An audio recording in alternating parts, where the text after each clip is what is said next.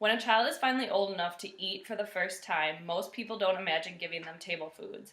Many people are still sticking to different pureed food combinations. But times are changing. Being passed on from the UK, the United States is slowly starting to adapt to the baby-led weaning approach. Baby-led meaning the baby is in control the whole time, and weaning, which is referring to something other than milk. The child is feeding themselves, deciding what they want to eat and how much. You are totally skipping the pureed spoon feeding, and as soon as your child is ready, they are able to join in on table foods. The Wholesome Baby Food blog states, baby-led weaning means offering your baby age-appropriate foods that are soft-cooked and mashed or cut into small and easily manageable pieces.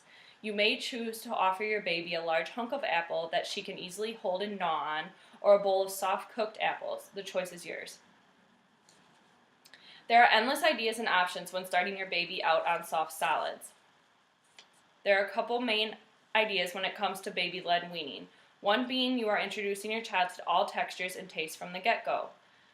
Many babies start to get picky around 9 months if they experience lumps or funny textures, something a lot of parents believe is due to only having purees for the first couple of months when they are experimenting with food. If they experience lumps in their food and different spices from the start, they really won't know any different when they are older, which will help to prevent the dreaded fight of begging your child to eat what the rest of the family is having.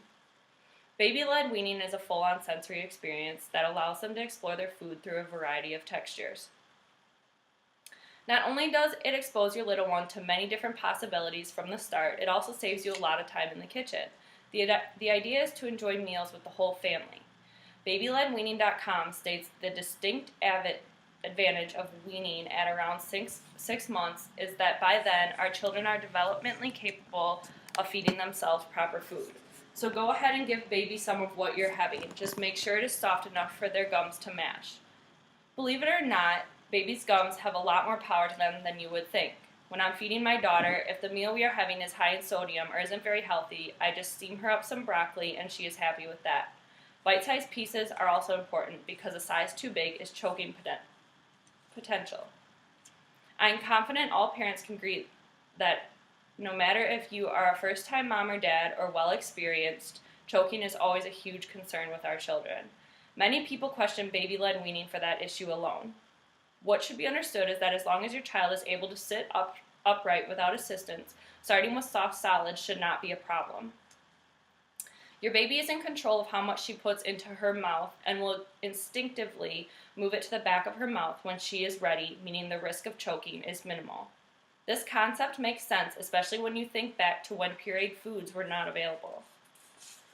Aside from the risk of choking, some parents are against this particular method because they can never tell exactly how much nutrients their baby is receiving. When your child is the leader of feeding themselves, I'm sure you can imagine the mess that follows. The meal ends up not only all over themselves, but usually the floor as well. Some people find this discouraging because they feel their child is not eating everything they are served. They're right. Babies are not eating everything they are served, but when they are first starting out and learning to get food to their mouths, milk is still their primary food source, so it is okay that they are not eating 100% of what they are given. The Baby Center UK website acknowledges there's plenty of anecdotal evidence about baby-led weaning. Not much formal research has been done, which a lot of people may find discreditable. Many websites and mom blogs that you read are all based off of their personal experiences with baby-led weaning, but like the website states, it is hard to find any formal research. More than anything, this approach is based off of your own personal preference. It is not super common, but it is slowly becoming more popular as families want even the smallest members to join in on family meals. I always am up for trying new things, and that's why I gave this a shot. Many people are still following with tradition of purees, but this new approach is a great way to start with healthy eating habits.